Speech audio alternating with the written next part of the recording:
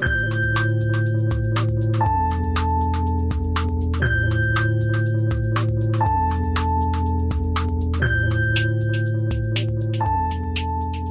right, everybody, welcome back. This is the end of the world with Michael and Stu. I'm Michael. And I'm Stu. And today we are talking about the reaction to the electoral victory of Zohran Mamdani in the New York mayoral race, which occurred, if you're listening to this on the day that it drops, a week earlier. So because we record on Monday, release on Tuesday, we're a little behind the times on this one, but hopefully there's still interest. Hopefully it isn't already just completely out of the zeitgeist. Right. Well, we're talking a little less about the actual results of the election and more about what's happened since, which was, while somewhat obvious, it's still sort of interesting, I think, to talk about. Yeah, I think a lot of people are trying to argue whether or not this is a bellwether event for the Democrats. Well, I mean, that's what we're gonna briefly start, right, by talking about the recent developments. Well, right. I mean, it's the classic thing. Many people on Twitter have been noting this, but it's like, so Democrats win resounding victories basically across the board last Tuesday. Yeah. New Jersey was not as close as I had forebodings it might be. It was, in fact, a landslide. It was a landslide. Michael, as usual, was right. I was wrong. And Virginia, with our beloved Abigail Spanberger, was a romp. And Democrats were even winning like municipal elections in Georgia for like the energy board and various like things. And also, like, it's important to note that, you know, especially when if we talk about the shutdown, that like obviously Mamdani was the big ticket item and drew the most attention, but it is important to note that like it wasn't a series of Mamdani's winning around the country at all. In fact, it was like it's like any Democrat of any stripe. Right. So, you know, we talk about this a lot, but it is just another great example of, so the Democrats win, right, and they concede, they lose and they concede, right? Like this seems to be the general turn of events. Just going back to Al Gore, right? I mean. That's right. The guy who started it all. So essentially, or like, you know, Obama winning and then basically giving away the farm when it comes to the public option in healthcare. Right. Yeah. And then when the Democrats lose, then it's like they basically just bow down. We're like, well, you know, what can you do? You know, and then they win, and they're like, well, the ombudsman says we can't. That's right. Increase the minimum wage. Right. The parliamentarian has weighed in, and that's right. Do you want to just? So basically, like just in the last 24 hours, we've had a deal to end the shutdown, which basically consists in a number of Democratic senators, Jeanne Shaheen, Tim Kaine, basically kind of more blue dog senators for the most part. Fetterman, well, come on. You know, the usual suspects, but also for the most part, the people that are not up for election in 2 years. These are mostly people who have either recently been reelected or have at least, you know, will be up for reelection in the next presidential cycle. So they've just caved completely. And there's a vague... And sort of also given the likes of Schumer this weird sort of cover, right, to vote no. Right. Schumer voted no. A lot of Mark Warner voted no. A lot of people you might have expected to be in the deal-making cadre, if you will. Right. So what was it? Just a complete breakdown of like party control, or is Schumer covering himself and is like, okay, well, this is going to happen, but if we do it this way, it looks like a lot of us still protest. I've seen a lot of speculation. Clearly they were winning, but I think the food stamp, the SNAP benefits stuff, and a few other things that Trump was doing were just too far for these people to stand. That's what I've heard, their justification. Yeah, I would say, like, and this might sound a little conspiratorial, but the thing that I am left with when I see this type of strategy in the face of clear momentum, right? Because while, yes, I mean, I think that, like, from a human perspective, it is fair to be like, what do we do? Like, these people can't get food. No, right? Absolutely. But I think politically, especially the timing of, you know, Mamdani's victory and the subsequent, like, conversations that precisely battling for real on affordability, right? Yeah. Would allow or embolden more primaries, more of a threat to the main party structure of the Democratic Party. The superstructure, as he liked to say. Right. And that type of argument, whether it was the ACA subsidies or the food stamp program and so on, right, was working. And it was actually like displaying that sort of the Mamdani style, even not quite where he is politically. We're not talking about there's this whole group of democratic socialists that are about to like sweep into power. But it is interesting to note that like they decided once again to try to like micromanage as a form of, totally feckless centrism instead of, rallying behind this energy. Yeah. And you sort of can't help but think a lot of people in the party who got to go vote no on it were secretly happy that they didn't have to wage an actual political war. That's right. And Spanberger, I think as soon as she won, was like, yeah, I'd be across the aisle making deals if I were in the Senate right now. She like immediately threw the Democratic effort under the bus, as is predictable when you elect someone such as she is. Right. By that I mean a corporate Democrat CIA but they essentially got nothing. They got nothing. Yeah. I mean, there's a vague promise that Thune will hold a vote on extending the Obamacare subsidies, but there is no concurrent promise from the House. Which again, like this is both sides need to approve. Right. This is the classic thing of the Democrats always do, right? Is it like, yeah, say it's sort of gone too far, which shows the sort of strongman approach of Trump can work, right? That's right. But at the same time, it's like, oh, if you cared so much about SNAP, then why, if this was the deal you were going to accept, did you wait 40 days to do so? That's right. I mean, there's like, the whole thing makes absolutely no sense. And of course, it's all going to happen again in January. Right. And deal, again, like that's to get into what we're about to talk about with, reactions from people, particularly on the center and to the right. It's like, I do think it is important to note that like, you just always have to remember that this group of the Democratic Party, which is still the majority of it, obviously by far. Oh yeah. They are the ones who are going to, or would feel a more immediate challenge from the left. And so like, it makes a lot of sense that all of a sudden they think they might have someone they can work with.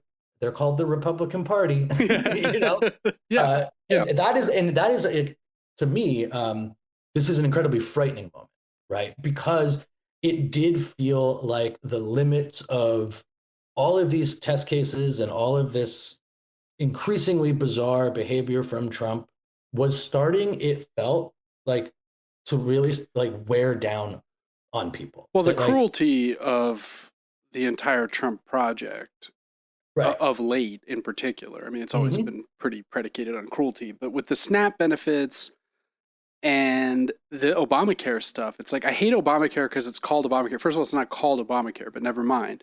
It's called the Affordable Care Act. But because Obama is associated with it, it's like understood to be evil by Trump and must be. But it's like literally I've seen things where people's monthly health insurance costs go from $500 to $4,000 because these subsidies expire. And it's like, no one can possibly afford that. Yep. Like, so the end result. But again, like doing it this way, right? Kicking the can down the road once again makes it so that if there is some degree of ascendancy from a sort of like genuine left in this country, right, that it makes those Democrats incredibly uncomfortable. Yeah, and I mean they're just going to become speak about like the ineffectual pieces of ACA and the fact that like this can happen to premiums depending on who is in power. Therefore, guess maybe we should start looking at public health care. Well, that's what a lot of people I follow have been saying. It's like, look, we got to just get rid of this ridiculous subsidized private health insurance. I mean, obviously we feel this way, but all right. Yeah, I mean, it's bad. I mean, look what's happened to the Tories in the UK is one thing I would say, right? It's like they've been completely outflanked in a dark, bad way by reform and are now like on the verge of they aren't even going to be in opposition next time. They're Yeah, going to be like that's with right. the Lib Dems. They're going to be like this also ran has Mm-hmm. been party replaced by a xenophobic, racist Yeah. monstrosity, which, could happen to the conservatives in this country. And we'll have to talk about this. We haven't talked about it yet, but eventually, and we're not going to do it today, we should talk about this Nick Fuentes, Ben Shapiro thing on the right, Yes. because it's getting pretty, Yeah. pretty Yeah. crazy. And like Fuentes is winning. Like, For sure. he's like rampaging over these people. Mm-hmm. And I sort of wonder if the anti-Mamdani people and the sort of left, the people who are frightened of the left are worried that something similar would happen to them if, a real left were to, Interesting. like that, Yeah. that there's like a similar possibility, because when you actually get down to brass tacks, a lot of these centrists don't really have a leg to stand on. No, But of course not. all right, so Mamdani won. Hooray! Yeah, you were at Mm. like a big party. You weren't at the official party, were you? No, I was at a DSA event in Clinton Hill Oh, nice. in maybe 500 to 1,000 people. Now, is that part of the commie corridor, as they call it now? Yeah, so it was in an area, Clinton Hill, where he won, I believe, 82% of the vote. Someone said he was putting up Putin numbers. Oh, Yeah. I wonder if that uh, person was a centrist yeah, spy. that's right. But no, it was fun. I mean, it was definitely like, the classic thing of everybody feels very confident, but is on doing the on thing. eggshells, like how Yeah, is this going to slip away again, kind of thing. yeah. Even though it just seemed very clear from the closing messages of the campaign, where like Cuomo's just yelling that he doesn't have the same Ford Bronco as O.J. Simpson. Yeah, that Um, was ominous. yeah, it felt pretty clear, I think, to both of us that he was going to win. But I do think the idea of it basically being over 5 minutes after the polls closed was something that I don't think that many people were actually Yeah, planning. my experience was a little different, as I have this weird schedule where I'm basically teaching all day on Tuesday this semester and don't get out of the Bronx until 9 p.m. Mm-hmm. And so I had a quick dinner after my class was over at a Taco Bell, highly recommended. And psych, it's like one of the only things still open Sure. in that zone.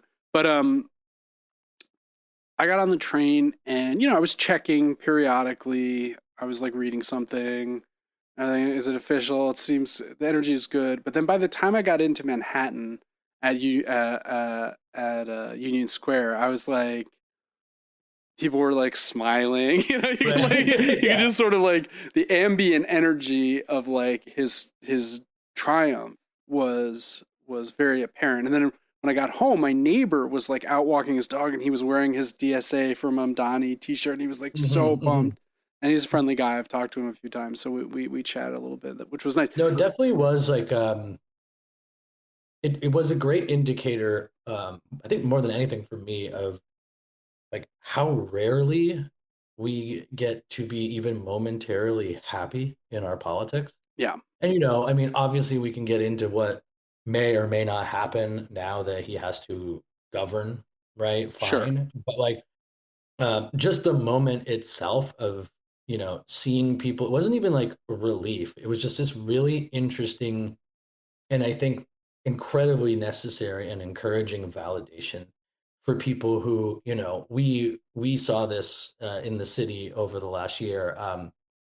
The people who ran that campaign and the volunteers, like, they worked so hard for this. I Yeah. mean, it was not, obviously, he had the better ideas and wasn't a disgraced former governor and et cetera, et cetera. But like these people like Mamdani don't win even against people like that usually anyway. Yeah. This was like a real, and the one of the reactions you get is kind of this political miracle style thing of like a year ago he was 1% or whatever. And it's like it was so far away from being miraculous. I mean, it really was No, just it a was a total.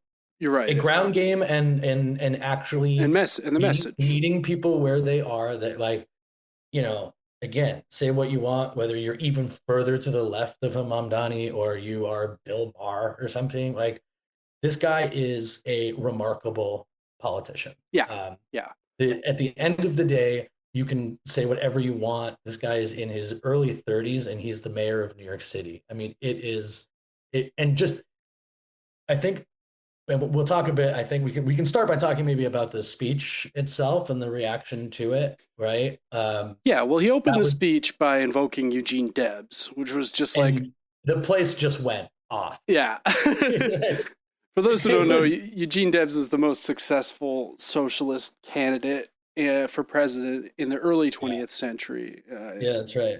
And it was like being in the South and like Skinner just got right to Freebird, you know? People just opening with Freebird, but guitar solo first. Yeah, exactly. Yeah. But yeah, it was, we will see, and hopefully I think both of us feel like we also hope to be involved with this going forward. Part of Mamdani's very effective closing message was like, you know, this is the beginning of the thing. Like, we can't not do it now. And there is more at stake, I think, for campaigns like this. Oh, yeah. To get something real done. But I mean, I've been waiting a very long time for a politician to speak in precisely the tone that he did, right? Like, what usually happens, and this is, I think, a really interesting note about Mamdani, right? So what usually happens is a guy will run a campaign where maybe it's kind of like a firebrand and finds this wedge and wins. You know, whether it's Obama coming out. I mean, Obama is the immediate. And then as the campaign closes, starts to sort of draw these broader swaths of the politic in. And in a way, Mamdani did that, right? Like, certainly came off of some of his more direct criticisms of the NYPD and all of that stuff, right? But I'm just talking strictly from the tone and the content of the actual speech. To see him choose this as a moment for a bit of anger and a bit of indignation and a bit of like, actually, fuck you, like, we can actually win these things, was really refreshing. And it was especially refreshing when I was then watching CNN. And of course, one of the first reactions I saw, which really mmade me happy, was Van Jones. Yes. Did you see what he did? Oh my God, this guy. I mean, truly, like. Wait, did he cry? I didn't. He was like, you know, it was nothing like the unifier that we saw at the end of this campaign. And, you know, I think that in terms of his bigger ambitions, he may have lost those tonight. I think he lost a lot of people tonight. It was a really divisive speech. And it's like, you know, man, like the other guys' speeches, you know, the other group's speeches are full of the most incendiary garbage that you've ever heard. Yeah. And this guy's just finally like, we will not continue living in a place where we can't afford to exist. Yeah. And I'm going to say it like for real. And I'm going to be upset. And I'm going to be like, we're going to do this for real. And it wasn't like a list of grievances. It was still a call to action. But man, like, being in that room, and granted, it's his supporters. I understand that. But like, man, it just really, it really got to people. And it was really cool to be part of that. That's awesome. Yeah. I bethought myself of Obama because, in a very weird way, on that election, I was also teaching, not in the Bronx, but in uptown in Harlem at City College. Right. And I got on a train and I went to watch the results at my friend's house who were living in the Lower East Side. And after it was clear Obama had won, we all congregated. Everyone went out into Union Square, and it was just that atmosphere of hope and excitement. Yeah. But as you say, like, Obama in victory immediately tacked to the center. Mm-hmm. And it was refreshing to have Mamdani, at least Mamdani. I can't say his name properly. I'm self-canceling. Anyway, let's talk about some of the reaction, though. So the first place I went, where the first place I always go, thirdway.org. They had a piece that was like 10 reasons why Mamdani politics won't win outside of New York City. Okay, this is the day after the election. Mm-hmm. They're like, congratulations, but they're like, there are some lessons all Democrats can learn from Mamdani's campaign tactics, which were excellent and broadly applicable. His policies and message, which are radical and politically toxic outside the deep blue confines of New York City, do not translate. I'm doing voices again, but I like the idea that there's like a form and content problem here. Like, it's exactly right. That's right. Mamdani's form, incredible. The content, however, despicable. Right. Well, this is a good example of this. I think goes back to the post-Trump win reflection. 2016, 17. No, I'm saying the second election. Oh, the most recent one. Where one of the things that came out was this desperate desire to ascribe the win to this proliferation of like Joe Rogan. The right wing influence. The right wing. Like actually, Harris would have won if Joe Rogan wasn't on Spotify. So like this is like basically, and what ends up happening, you start to learn. I mean, it's as absurd as Russia or Jill Stein cost. That's right. Hillary, and they can't accept that for good or ill for right. It's always something. It's always something formal. That's right. And so it can't be that as disingenuous or duplicitous as the Trump administration may in fact be, actually did appeal to enough people to win an election against this current Democratic Party. And what you see with the Mamdani election, because what kind of got the ball rolling was it did feel like some energy was being built online for sure. And there were these very well put together, viral videos and content and all of that. The type of thing that the Democrats like, maybe we should hire McKinsey to figure out how to get a left-wing Joe Rogan, right? Like this is like and it's a great example of like not seeing the truth of the situation, right? Where you can't look like that online if your message is shit. Yeah. You can't just have good content and then be like, I wouldn't actually change anything Joe Biden did, right? It's not like if they had just hired his people to run Harris's campaign, she magically would have blown up online in this way that would have engaged new voters. It's the content is precisely why this thing worked. It's not. And I mean, the content animates the performance as well. Right. You can have like well put together Gavin Newsom with a bad message, but it won't have the same impact. And like this is basically the trick that they're trying to pull with Newsom or Buttigieg, right? That's right. How do we look like we're doing the thing without actually doing the thing? We have a smart, somewhat good-looking guy. Usually, It's usually men. Oddly, well, we can't have a woman again after Harris lost, after Hillary lost, right? It's like okay. They think that it's magic, but it's like it's form. It's not just that he's going up to a food cart and being like, look how expensive this is. He's saying that that's wrong, and here's what we need to do to fix it. That's right. Yeah. So it's not some magical and again, that's what they do. Then they're like, oh yeah, well, there's the online left, right? Who I guess are all in Clinton Hill and places like that. That's us. Yeah. Yeah. They're like, actually, we somehow propelled this to happen from like our incredible bubble that somehow extended to 50% of the vote. Like, it's truly absurd that his victory was so clear, running against a Democrat again, right? Well, that's something I wanted to bring up. Like, yeah, sure. A couple points.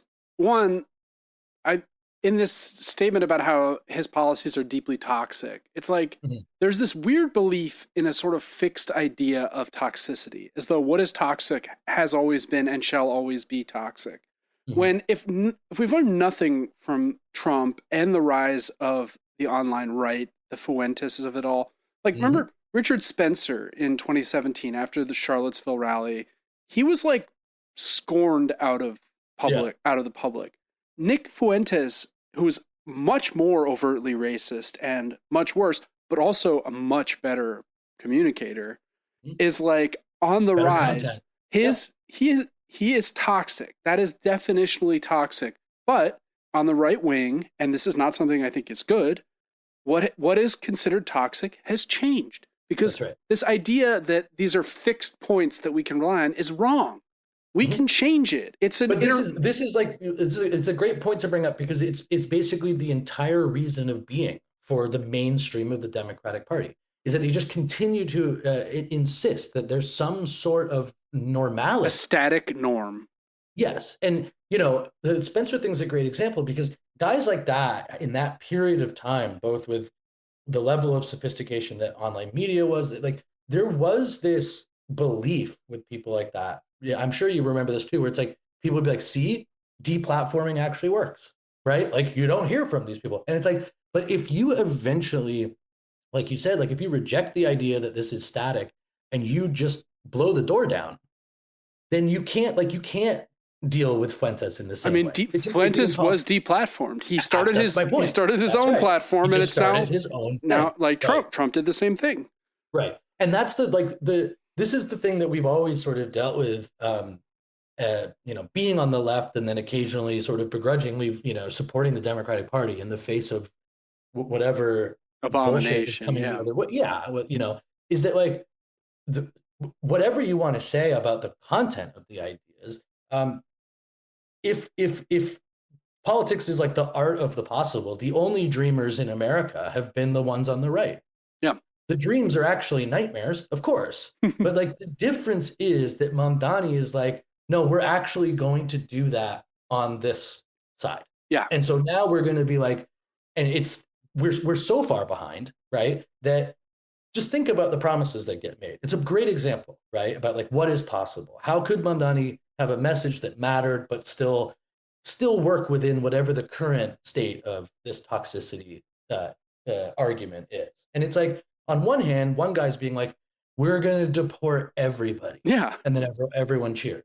And on the other hand, the guy's like, 5 grocery stores as a pilot program and buses. And people are flipping out. Like he is saying the craziest things. Like he's Lenin. Like you can't go to other major cities in the world and find out that they don't have people pay for their buses. Yeah. Like that it's some sort of magic wand that this communist thinks that he's going to, it's craziness. But that's how far we have gone. And the shutdown thing is a great example of that. That like, instead of being like, what could we try to do? Which is essentially what Mamdani is even just trying to get the ball rolling. Like universal childcare is a very ambitious program, right?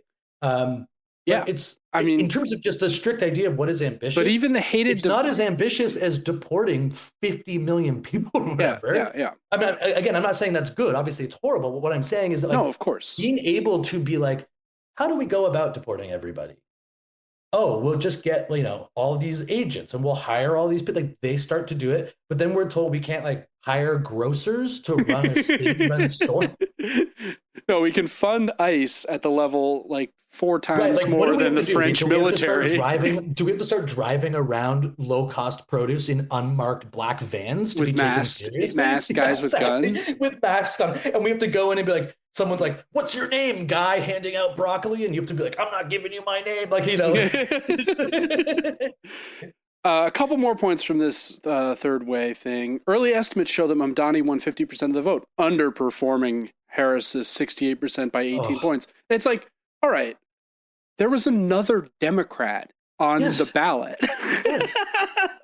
That's right. It's like they literally. If he had just been running against Sliwa, it would have been 82-18 or something, right? That's right. And like again, like even if he didn't reach those numbers, and if it was just a 2-way race, which I don't think would be true, but like to me, given the makeup of the New York City electorate, right, and the people who did vote for Cuomo, I would actually argue that like winning the majority of a vote with real politics is way more impressive than winning 68% because a bunch of people are really scared of the opponent or for some reason genuinely like Harris, right? Like, yeah. To me, the 68% is a sign of a far bigger problem than him only winning 50%. Never mind the fact that Cuomo was also in the election. You know what I mean?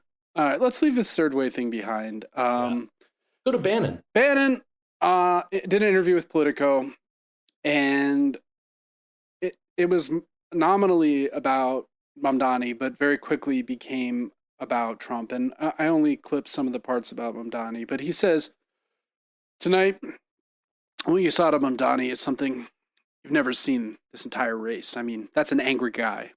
It was in your face. and particularly the president's face up in his grill. And the president responded, "And so it begins." I didn't think Did you get the sense from this that he has a bit of respect for Mamdani? Yeah, for sure. Yeah, like this is kind of an interesting thing. He says as much. Right. Where like the people like Bill Maher just ridicule Mamdani. And this guy, but I mean, Bill Maher is an idiot. Like no, Steve Bannon. I'm just saying, like, it's interesting. Bill Maher makes Steve Bannon look like Malcolm X. I mean, come on. But it is like it's interesting to know that these people, Bannon is a great example of this type of like, let's just actually dream to do all of this terrible stuff. Oh, like, absolutely. I mean, right? he's the visionary. He's the prophet. Right. And again, like that's horror. To me a better sign of the coherence of and potential of someone like Mamdani is precisely that someone like Bannon views him as a political opponent. Right. I don't think Steve Bannon thinks that Chuck Schumer is an opponent of any real danger. No. So Bannon is also an idiot too. Let's not. Yes. Let's be clear. Let's make sure the podcast position on that is clear. All the Republicans sit there and tell me, "Oh, Steve, this is what we've always wanted, a socialist." I said, "This guy's a Bolshevik. He's a Marxist." Which is like, really, bro? Yeah. If only. No. These guys are going to hunker down for a while, and they're going to take over every apparatus of New York City government, and they're going to start putting the squeeze on business. And they're going to see, they're going to roll hard. It's just like, what is he talking? What is he talking about? They're going to roll. Nuts, I listen to it and I'm kind of like, well, yeah, one could dream. Yeah. Like it's also a really funny thing of like shifting the terms, right? That they have been so. He's not a socialist. He's actually a Bolshevik. Yeah, like not just Republicans, but certainly Republicans, but definitely also a lot of Democrats have like always quick to brand anybody who has like a single reasonable idea about common people in the working class as a socialist. Yeah. Right? Socialist. Oh, Bernie, are you willing to describe yourself socialist? And then when a guy gets up and he's like, I'm a socialist, the first thing they do is like, actually, Bolshevik. What do you think the percentage of the like population that knows what a Bolshevik is? Yeah, I mean, that's probably why he went with both terms. I mean, certainly no one, most people who are under the age of 30, I would imagine, do not remember Bolshevism, the scourge of Bolshevism. Right. But again, like this is the two things. Like I wanted to say just one thing about this point, because there's another example of this with Ted Cruz, who coming out of this victory, Mamdani is talking on Fox News or whatever. And he has this thing where he's like, I'll tell you right now, in my opinion, the front runners, the ticket for the Democratic Party, the new Democratic Party, that's AOC and Mamdani. And you say like, but he can't run for president. But you know what? Like these people, they don't care about the law. Like they'll figure out a way that he can run for president. And I'm like, you guys are actually saying that Trump is going to run for also Ted Cruz, you ran for president, you were born in Canada, bro. Yeah, okay, well, yes, exactly. And it's like this is very similar to the Bannon thing, right? Like Cruz is saying the thing that his party is doing. Yeah. Right. Well, of course. And it's an example, I think, same with Bannon, of like why a coherent left and an ascendant left is the thing that they would have to contend with, right? And so they're describing the tactics and strategy that they use that they're scared about, right? The other side actually using. Well, and I don't think that any of that would happen, but they're going to take over every apparatus. Like you've been advocating. You're firing everyone who isn't loyal. Like you're doing the actual thing you're talking about. Yeah. But yeah, so but we can move on from moving on. What's that? We can move on from that little section. Yeah, but, you love to see Bannon like have sort of more respect for Mamdani's performance than Van Jones. It kind of sums something up. That's right. I mean, he says also, I think tomorrow, I've argued this from the beginning, this guy's citizenship should be checked immediately. To me, it should be addressed. It ought to be addressed by the State Department, DHS, and the Justice Department, i.e. the places where you've purged all reasonable people and doing exactly what you've just accused Mamdani of doing. Yeah. If the guy lied in his naturalization papers, he ought to be deported out of the country immediately and put on a plane to Uganda. And for me, this is the exact stuff they started saying after Obama won. Yeah, right? Birth certificate. Check the birth certificate. Yep. Then finally, he concludes his interview by saying 2 things I would do. Number 1, get Hamid Dillon and Justice Department to go file suit against Newsom for the redistricting thing. Again, why did Newsom do the redistricting thing, Michael? Remind me. Oh, right, because Texas and Trump demanded Texas do it. It's like they're doing it because you did it. Yeah, like don't do what I do. But you'd hate to see Trump take over every apparatus of government. That would be wrong. It's anti-democratic. I mean, Bannon is not him. And then he just reiterates, I would get DHS to deport Mamdani. I think it shows that he is worried. I didn't clip the parts, but he does reveal a grudging respect for Mamdani. And apparently Trump behind closed doors has done the same thing. He's like, damn, that guy's good. But Trump also says, I'm 100 times handsomer, when it's like, bro, Trump, have you looked in a mirror lately? Trump isn't even really assessing it politically. It's media. Yes, it's that he recognizes he's like, that guy could have a great reality show about it. Like, that's actually right. Yeah. Like, that guy could do anything he wants in TV, which is essentially the way that like Trump views his own life, right? Yeah, absolutely. So I thought it'd be interesting to look at a slightly more reasonable take also from I think that's good. David Wallace-Wells, whom we like, who I mean, he's okay. His climate stuff is good. Agreed. In recent years, we've gotten used to looking out at the changing landscape of politics and seeing a right-wing alliance of working Americans and wealthy people united by disdain for a professional managerial class seen as liberal scolds. Oh, yeah, fair. Mamdani's win illustrates a different alignment. He brought the working middle and upper middle classes together in what I called back in July an emergent coalition of the precariat, united in part by a growing affordability crisis and in part by simple rage about income inequality, corruption, and the entitlement and impunity of the very rich, which are like, it's at all-time low, just how little accountability for any of this is. What looks like populism can appeal to a pretty broad swath of white-collar college grads, too. Although Mamdani's critics painted his platform as irresponsibly radical, his agenda mostly extends initiatives first enacted or proposed by previous mayors. That's a point that I just love. Bloomberg tried making some buses free, started a program that brought produce carts to food deserts. In addition to freezing rents and stabilized units 3 times, de Blasio established universal pre-K and made headway on a free 3-to-K program that Mayor Adams eventually came around to supporting too. Famous communist Eric Adams. Yeah, so it's like, I think that's such a good point. It's like the stuff he's talking about is not like dropping in these Soviet policies or something. It's like actually just building on precedent that's been established in the past 25 years. And it's the irony with all of this is that the Democrats just bang their head against the wall, acting like they don't know how they can appeal to these groups of people that they finally lost to the right? And the truth is, you have to bring vegetables to places.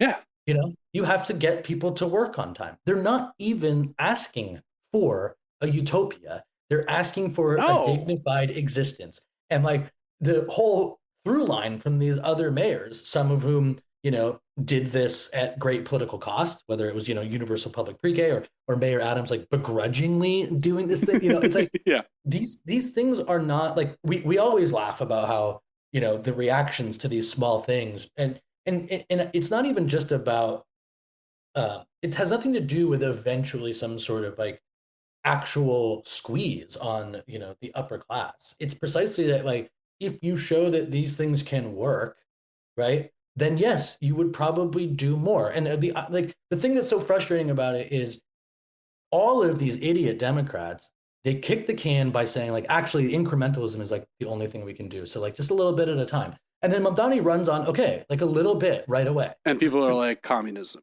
Oh, that's Bolshevik, right? You've gone too far. He brings up another good point in a little bit later in the column. Mamdani was raised in Upper Manhattan around the Columbia campus, and a lot of his voters live in neighborhoods along Brooklyn's side of the East River, which the analyst Michael Lang memorably called the commie corridor. But as a mayor, he looks as if he may be the face of the New Queens, a borough that gave rise to Trump and is now the most diverse county in the continental United States. Is Long Island on the continent? All right, we'll let it go. This summer, Gallup found that only 8% of Democrats supported Israel's military action in Gaza. And the declines aren't simply generational. There are bigger drops of support among older Democrats than younger ones, because younger ones already were pretty skeptical of Israel, I imagine. It is not entirely clear what path the Democratic Party will take on Israel going forward, but Mamdani's win is one sign among many that the old party consensus is tenuous. This also explains some of the sheer intensity of the anti-Mamdani animosity, which has been nearly as startling as Mamdani's rise. That's right. There's a last part that I just want to read, and then we can chat about it a little bit. That represents my nightmare scenario, if you will. Consider the case of Graham Plattner. Yeah. And you may start to worry about what happened to John Fetterman. I think a comparison that we've even brought up on the pod. But look long enough at Mamdani, and you start to see a bit more Pete Buttigieg. Yes, that is the nightmare. 5-alarm fire. Yeah. Which I think is just, again, the Obama thing, right? That like someone who's this well put together, this smart, and this seemingly genuine makes you worry that he is a chameleonic cipher willing perhaps to. But I actually don't believe that to be the case. But it just gives one pause. To me, it's more accurate to just be like, look long enough at Mamdani and you start to see a bit more Obama, right? But like, that's just a different calculus politically. I don't think Pete Buttigieg ever had a moment where I was like, wow, what an incredibly charismatic idealist. No. And the other thing about Mamdani is like, he can't run for president. Yep. Right. And like, he's not just the mayor of South Bend.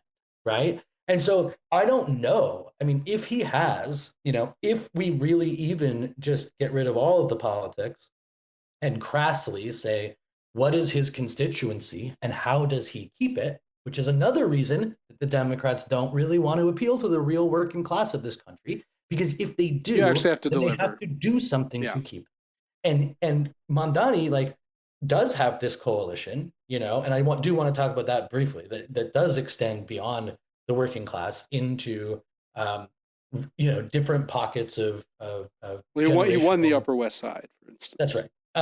But I do think that like.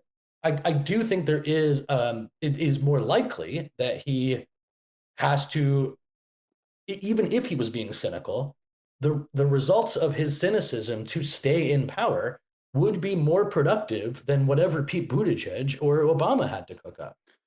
The other thing I'd say is that going back to this, like Mamdani was raised in Upper Manhattan, et cetera.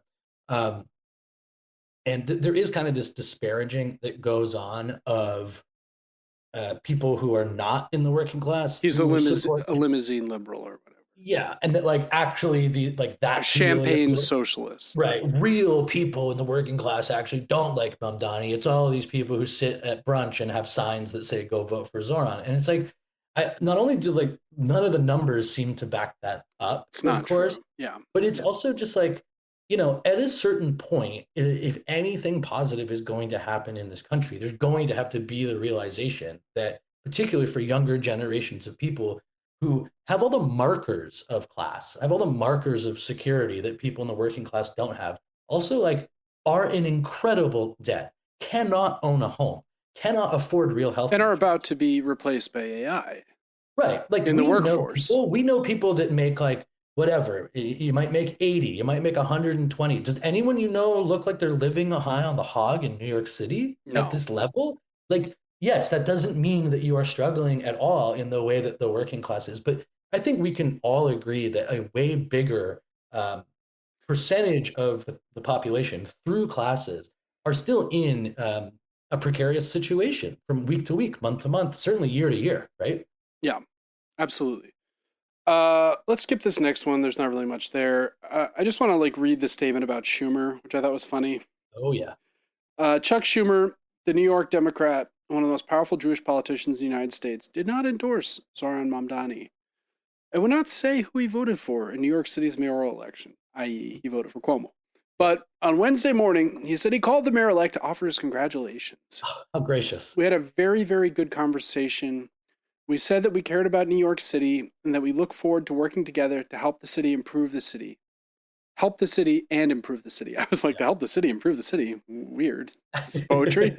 I congratulated him on running a very, very good campaign. Oh, wow. Now he's on board. Great. So I've always disliked Schumer. Perhaps I've expressed this on pod before. I don't remember.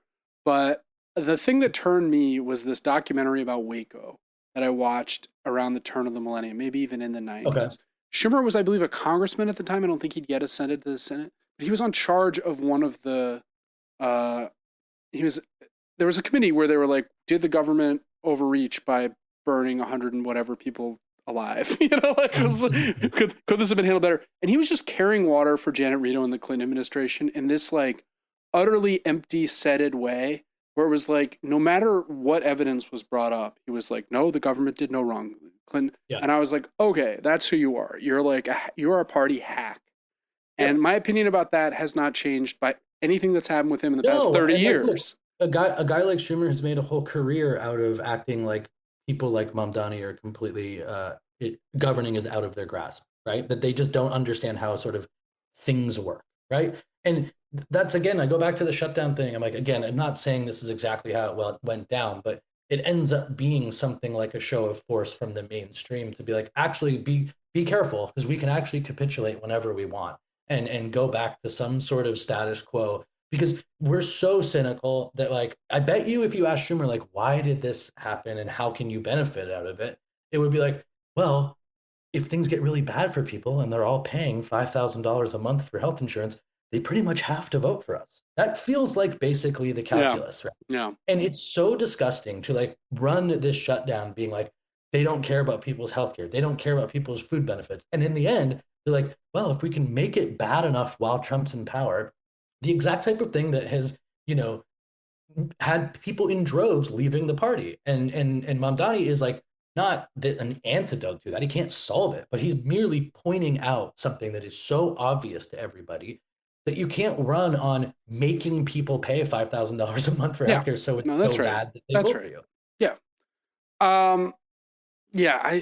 Not much more to say about Schumer. I just had to bring up my hatred of him. I think I've told the Waco anecdote on pod, perhaps in the Waco episode 47, which you all should go listen to because it's one of our best, one of our most popular too. All right. Just one last thing, and then we'll talk about something funny. Basically, there's this guy, I read Sky News, which is British, right? Yeah. Like, Trump endorsed Cuomo because he knew that would probably increase Mamdani's share of the vote, and it did. Why would Trump do this? Maybe because he thinks Mamdani is the perfect foil for him. So this idea that Trump actually wanted Mamdani to win, which is why he endorsed Cuomo. I don't know if I think that's true. Possibly, but I think more interesting is Vance. In a social media post, J.D. Vance first warned followers not to overreact to the results. He then went to offer his own notable interpretation of the Democrat Party victories. We need to focus on the home front. The president's done a lot of that already, and has already paid off in lower interest rates and lower inflation. Check inflation, J.D. Yeah. But he inherited disaster from Joe Biden, and Rome wasn't built in a day. Still blaming it on Biden. We're going to keep on working to make a decent life affordable in this country, and that's the metric by which we'll ultimately judge in 2026 and beyond. 2 points. First, Vance thinks Trump needs to get back to his base. Okay. Also, Vance is positioning this for his own eventual rise. That's right. There's a point in one of the speeches that I guess I didn't clip where he's like, we need to really focus on American citizens and making he pivots into this weird like America first, American citizens first thing, and like he's just kind of burnishing it. It's just a clear indication that whatever Vance will offer as his follow-up to Trump is going to be more of the same. It's going to be not only more of the same, but it's just going to be more. It's going to dig in deeper. It is interesting to note the sort of the slight similarity here, right, between what Vance is saying and what Mamdani is saying. That's right. And I'm not talking about in terms of obviously the content or whatever. How curious. It is very interesting, right, that Vance is basically signaling to Trump in the only way you can, which is kind of this vague, you've done so many good things, but, is that you go back to one of the most famous points of the entire mayoral campaign, right? The most notable moments was the debate where they're all asked if their first visit as mayor of New York would be to go to Israel. That's right. Right. Speaking of the jet setting and global conflict solving thing. And Mamdani, who obviously has been criticized, and they tried to use Israel as like one of the main ways to bring him down, right? Was asked if he would go, and he said, "No, I'll be in New York working for New Yorkers." Yep. And again, like the hope that people have is that Vance can say stuff like that, but it's not genuine because obviously the life of the working class in this country and the people he's talking about as Trump's base, things are worse for them now, obviously, and they're going to get worse. But there's this hope that someone like Mamdani can also say the same thing, but sort of mean it, and I think that's what drives a lot of the enthusiasm. Is like, a lot of people do have come to see that like the politics of someone like Mamdani should be the like starting point, the bare minimum of a functional society. Yeah, and his ideas, as radical as the third way may think they are for the most part pretty popular. Why don't you take us home with this Stallone hoax? What was this? Yeah, well, we were looking for various crash outs, and I actually got duped briefly. But luckily, I had figured it out before I went into the notes to be like, But I guess there was a post that was claiming that Sylvester Stallone was leaving, because now we're getting a lot of these. Like, have you seen any of these? Some of the, like, I've seen some videos. It's really, really fun. I'm not going to lie. Like, people who are like, we've been here for 20 years, so many great memories. We love this apartment, but it's time to go, like, and they're like packing up and like moving to Florida. And this one was Stallone being like, I bore witness to the greatest city in the world, and I'm not gonna watch Mamdani and company destroy it, and people, from both sides use this as like, a bunch of people are like, fuck you, Stallone. And then other people are like, you're losing, Stallone. See how bad it's got? You've even lost Stallone. And then it was like, actually, Stallone, I guess, lives in Palm Beach. Yeah, of course he lives in California. He's a movie star. Like, yeah. So, and of course, if you're going to associate Stallone with an East Coast city, it's probably Philadelphia, right? Rocky. Right. But again, like, I think you did mention this just before, but like, why don't we just briefly at the end here talk about this bottom chart that you have? Yeah, this is a chart from YouGov. It was a poll, and it was like all of Mamdani's popular policies are popular across the United States. Yeah. Speeding up the approval process to build affordable housing, abundance, 71%. You mean plus 71? Like it's 70. It's 71%. Yeah, it's over 71%. Yeah. Well, net approval. Yes, it's net approval. So, for example, the bottom one, which is the dangerous and communist proposal to have free buses, is plus 18. Actually is plus 18. And we saw this. We've all been yelling this forever, but like, this is why Bernie Sanders can go do a town hall on Fox News in West Virginia and get a standing ovation when he says everyone should be able to go to a doctor. Yeah. Like, these are the things that, like, if they had any genuine desire to help people, they could use the same cynical arguments that they've been making for our entire lifetime as to why they don't do them. Precisely because the precarity has reached the point where adding a 2% tax on income over 1 million is now people's 54. Yeah, and that's some ideas people of communism for some reason. That's exactly. And these are slam dunk things. And this is not just in New York City, to go back to one of the points. No, this is a national poll. This is a national poll. And, that again, it's like, it is at least it is despairing to see more people not just throw their weight behind this, but it is encouraging in the same sense that people from Trump to Schumer are feeling the need to react the way that they are, precisely because this could potentially be a way forward for something like a new politics to emerge, Totally. All right. Well, I think that's good for today. As you say, it is nice to have something to be happy about, but as you also say, a lot of work to be done. And we'll be paying close attention to what happens and in certain ways that we might personally be able to help with that. Mm-hmm. But next week, we're going to talk about a totally different topic. Mm-hmm. The film is called House of Dynamite. It is. And it's about the thing we all dread, that I have mentioned many times, I particularly dread. Yes. Which is a runaway nuke, a nuke that's heading to America. Where did it come from? Who launched it? Is it going to make it? What do you do? What does anyone do? Stars Idris Elba, I believe. And I have seen it already, and Stu has not. And anybody who's listening who has seen it will understand why I cannot spoil it for him. And it's directed by Catherine Bigelow, right? That's right. That's right. So, yeah, I will watch it shortly. I'll make some copious notes, and I think it'll hopefully be an interesting discussion. Yeah.